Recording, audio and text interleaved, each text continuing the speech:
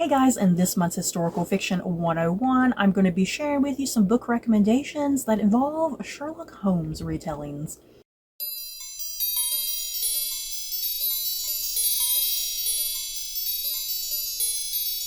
So I think that's pretty self-explanatory. All of these books that I'm going to be sharing with you guys take place within like the universe of Sherlock Holmes to some degree. That may be featuring popular characters, whether that's Sherlock Holmes himself or Dr. Watson or Mycroft or Moriarty, any of those characters. So yeah, the 10 books I'm going to recommend, something involving the Sherlock Holmes universe, if you will. So yeah, let's get going. And as always, I'm going to be looking down here at my computer. I'm going to be on Goodreads reading off the synopsises. So yeah, now's the time. Pull up your Goodreads account. If any of these books sound like your cup of tea, add them as I go. First up, The Italian Secretary by Caleb Carr. Mycroft Holmes' encoded message to his brother Sherlock is unsubtle enough even for Dr. Watson to decipher. A matter concerning the safety of Queen Victoria herself calls them to Edinburgh's Holyrood House to investigate the confounding and gruesome deaths of two young men, horrific incidents that take place with Her Highness in residence.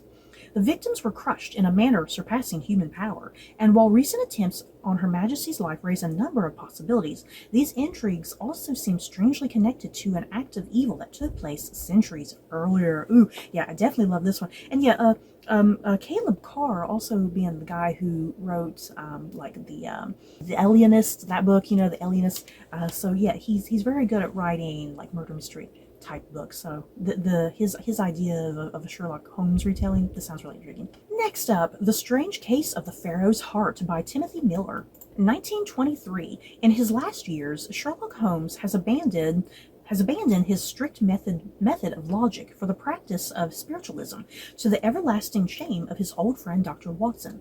When Lord Carnarvon dies unexpectedly barely 2 months after opening the tomb of King Tut, Holmes blames his death and a string of others, from an American millionaire to an Egyptian prince, on an ancient curse. But Watson, never one for the supernatural, decides to finally part ways with the formerly great detective. However, shortly after his departure from Holmes, Lord Carnarvon's daughter, Lady Evelyn, approaches Watson with a plea, accompanying Holmes to King Tut's tomb to uncover the truth of her father's death, whether natural, supernatural, or cold-blooded murder. Watson reluctantly accepts the challenge, but much to his displeasure, there's a third member of their company, Mrs. Estelle Roberts, who communicates with the dead. Although divided by different beliefs, the trio must band together to unravel the extraordinary secret of the boy king and the treasure missing from his tomb that men have killed for. Their journey takes them from London to Monte Carlo to Cairo and Luxor, and finally to the place that haunts Sherlock Holmes' dreams, the place he swore never to return to, the Reichenbach Falls, where the spirit of the one man he killed in his long career may be awaiting its revenge. Moriarty. You can't have a Sherlock Holmes story without Moriarty, you guys. Man, this sounds good. And this is actually a fairly new release. It came out in April of this year. Next up, Dust and Shadow, an account of the Ripper killings by Dr. Watson by Lindsay Fay. Yeah, Ripper killings, I'm already here for it. I don't even need to read the synopsis after that. Okay, let's see. In Dust and Shadow, Sherlock Holmes hunts down Jack the Ripper with impeccably accurate historical detail, rooting the Whitechapel investigation in the fledgling days of tabloid journalism and clinical psychology. Sherlock's desire to stop the killer who is terrifying the East End of London is unwavering from the start, and in an effort to do so, he hires an unfortunate known as Marianne Monk, the friend of a fellow streetwalker who was one of the Ripper's earliest victims. However, when Holmes himself is wounded in Whitechapel attempting to catch the villain, and a series of articles in the popular press question his role in the crimes, he must use all his resources in a desperate race to find the man known as the Knife before it is too late. So yeah, this sounds pretty cool. I always love like the conspiracy theories, like who was the real Jack the Ripper, you guys. Next up, The House of Silk by Anthony Horowitz, and I have read this book. I really loved it. I was really impressed with it. London, 1890. A fine art dealer named Edmund Carstairs visits Sherlock Holmes and Dr. Watson to beg for their help. He is being menaced by a strange man in a flat cap, a wanted criminal who seems to have followed him all the way from America. In the days that follow, his home is robbed, his family is threatened, and then the first murder takes place. Almost unwillingly, Holmes and Watson find themselves being drawn even deeper into an international conspiracy connected to the teeming criminal underworld of Boston, the gaslit streets of London, opium dens, and much, much more. And as they dig, they begin to hear the whispered phrase, the House of Silk, a mysterious entity that connects the highest levels of government to the deepest depths of criminality. Holmes begins to fear that he has uncovered a conspiracy that threatens to tear apart the very fabric of society. My God.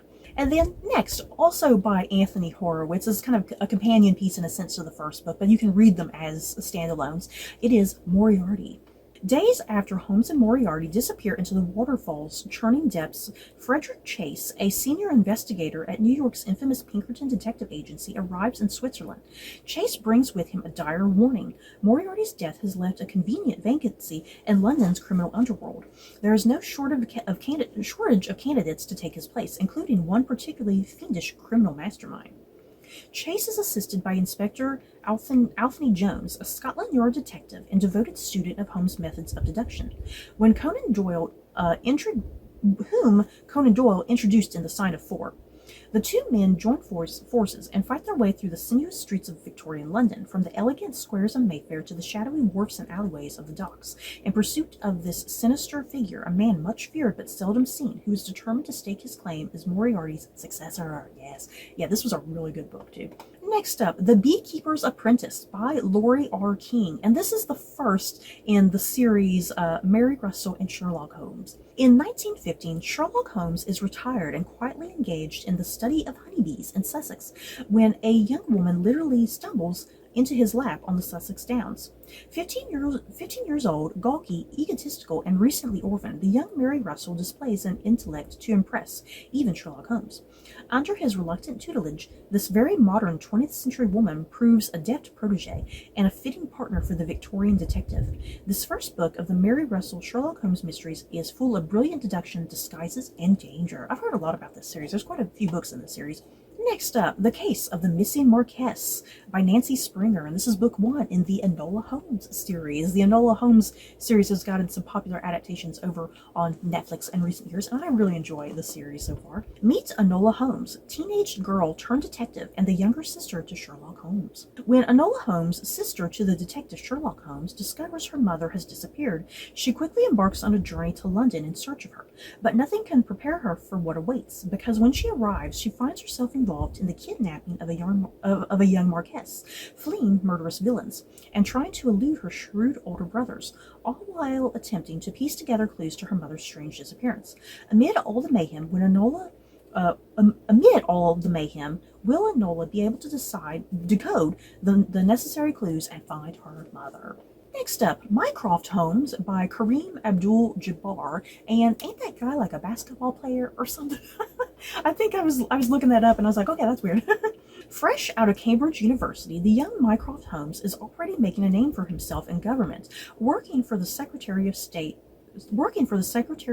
for War, yet this most British of civil servants has strong ties to the faraway island of Trinidad, the birthplace of his best friend Cyrus Douglas, a man of African descent, and where his fiancée Georgiana Sutton was raised.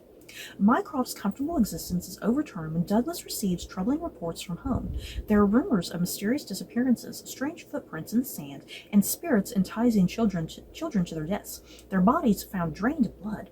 Upon hearing the news, Georgiana abruptly departs for Trinidad.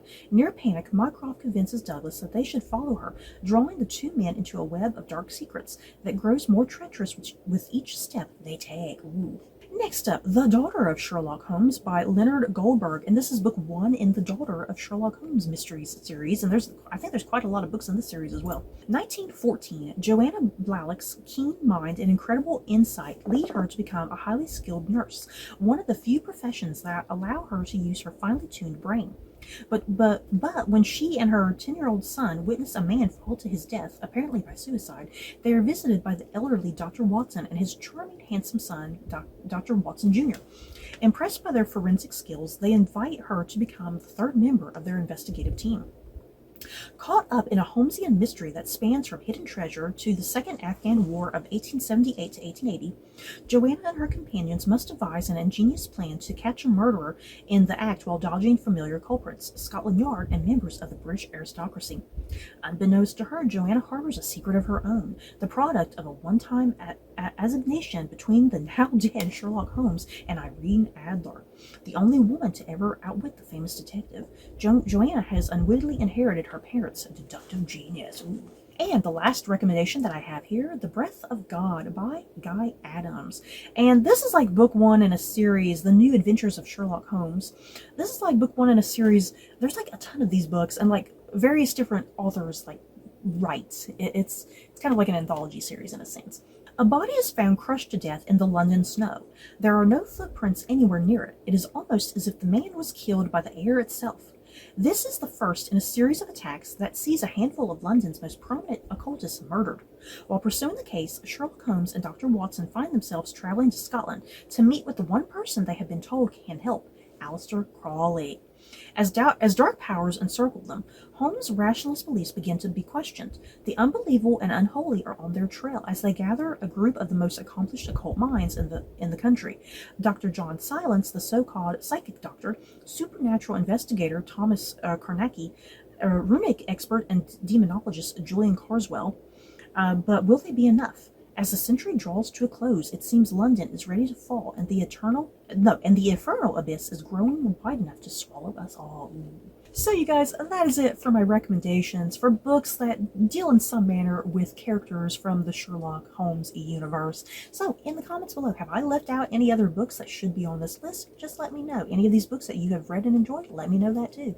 So that's it for this video. Don't forget to like, comment, and subscribe. And if you like this video, you may like these other videos. Bye guys.